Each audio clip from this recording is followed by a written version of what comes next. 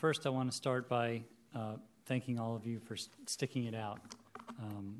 Y'all have obviously poured yourselves, and I know many of you personally, into this issue and worked very hard and I think advocated very adeptly for what this community needs. I have received more emails on this issue than I have received on any issue during the time that I'm a commissioner.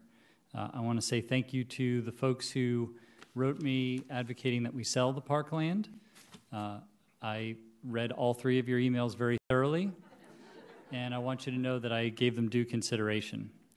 I also read the 850 or so emails advocating that we keep the parkland, and I want you to know that that is exactly what I would vote that we do, keep the parkland. So I think it's important that we vote to keep our promises and to preserve this important amenity. I have great respect for all of the colleagues that I sit beside tonight, but I believe that this decision is profoundly wrong. The community's near unanimous position on this park has been clear for a very long time, and we can see it just by looking over this audience tonight. So how is it that this board could possibly be in possession of secret wisdom that no one else has? The mayor of Holly Springs, the mayor of Fuquay-Varina, the town council of Holly Springs and Fuquay-Varina, the mayor of Wake Forest, elected officials across the county, the Sierra Club, the Southern Environmental Law Center, the News and Observer, the American Heart Association, and nearly everyone else who has looked at this issue has come to the same conclusion, with the exception of a few folks in this county of 1 million people and a few folks on this board. The entire commission met in August 2017, November 2017, and twice in June of 2018 to discuss this issue. That came in addition to multiple committee meetings as well as countless informal meetings in town halls. The project endured seemingly endless delays.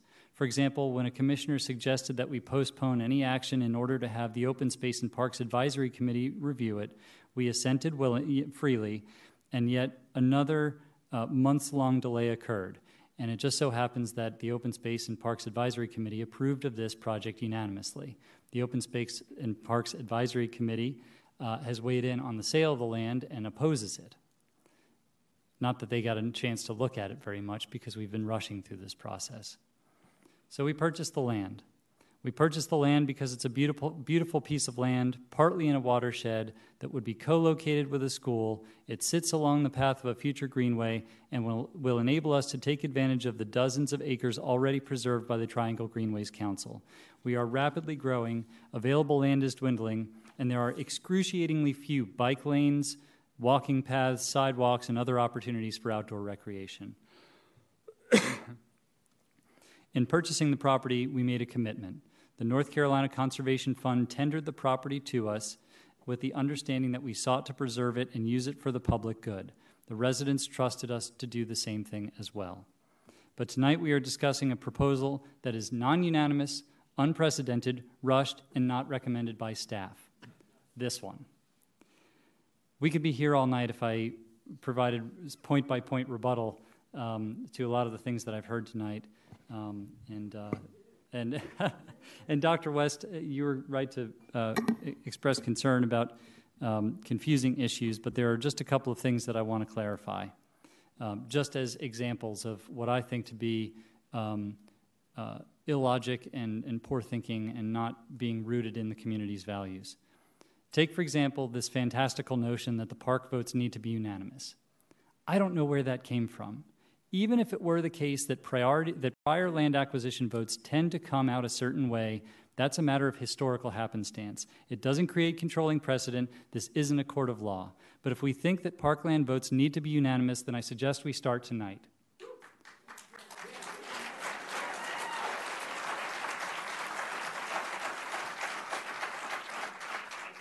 You cannot make up the rules as you go along, and you certainly can't retroactively apply them to rationalize your position.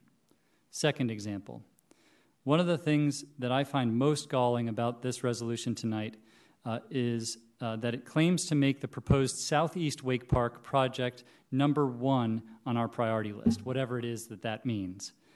The idea is you're supposed to feel better because at least, hey, you're getting one park. Now, that ignores the fact that in all reality, we're going from 2 parks to 1, doesn't it? And it ignores the fact that these parks are not fungible. In fact, parks are not fungible because they're unique pieces of land that offer different things on each specific tract. They are not reasonably close, and anybody who lives in Southern Wake knows that you can't just trade one of these for the other. They are not the same. Y'all know that, and you have said it repeatedly tonight. And folks who do not live in Southern Wake, and folks who do not understand the two-lane roads that we depend on that are rapidly clogging because of underdeveloped road infrastructure, thank you, state government, thank you, federal government for that, is making travel much more difficult in Southern Wake County. These are not readily fungible parks, and that is a great point of confusion, I think, within the discussion on this board. Second, and this is really important, making Southeast Wake Park number one, again, a pretty vague statement, is promising you something that you're already getting. Here's a piece of paper from a presentation from a year ago. It lists Southeast Wake County Park, and it lists an appropriation for fiscal year 20, which we are about to enter. Southeast Wake County Park is chronologically the next thing that we are working on. In fact, we're already master planning it, and right after that, because you always start the project right after you master plan it, we're going to be building out Southeast Wake County Park.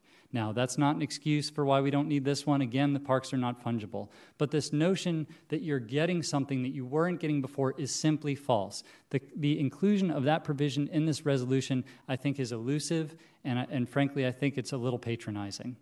And so you need to know that.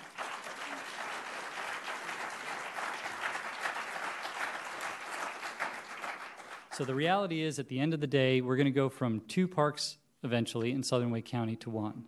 But don't worry, you're number 1 in our book. At the end of the day, this is not what the commission should be doing. We have other priorities. We have education. We have transportation. We have affordable housing. We should be working on those instead of taking another month, clearing the entire agenda for this meeting just so we can deal with an issue that we know is going to be gravely unpopular and for good reason. This board should be about improving your quality of life. So who here thinks that your quality of life is going to improve by selling parkland? Anyone? Who thinks that Apple and Amazon are more likely to come here simply because we sell this park off? Now, how many of you have had pits in your stomach since the holidays because you knew that this was going to be entertained tonight? Me too. And it's awful. And the impact on this community will be significant and lasting and hurtful. This resolution seeks to dishonor the understanding that we had with our partners just a few months ago. Our word is good. It must remain that way. People and businesses must know that they can rely on our word and our commitments, and we must act like it. Anything else undermines citizens' faith in local government, and rightfully so. This is wrong for Wake County. And I want to address one more general area, which is the notion that this conflicts with other priorities. It doesn't. If it did, I would not support it.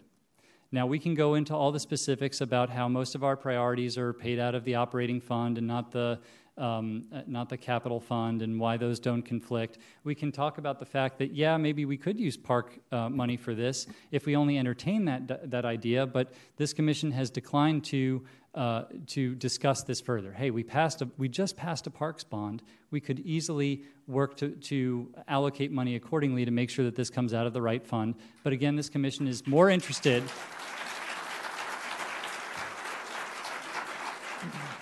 This commission right now, in this decision at least, is more interested in quick decisions than correct decisions. That is a problem. This board, at least as far as I can tell, and I know I'm among these folks, has a perfect record when it comes to approving affordable housing projects. We have moved mountains in most every area of county government. I am very proud of that, and every person sitting up here ought to be proud of that too. This does not conflict with other priorities.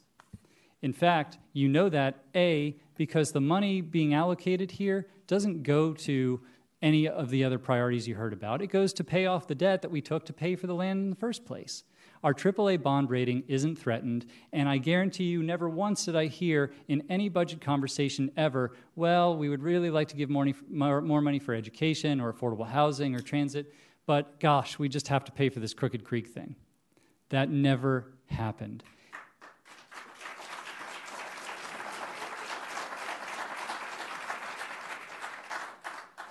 So at the end of the day, this commission, by making this decision, isn't dropping the ball.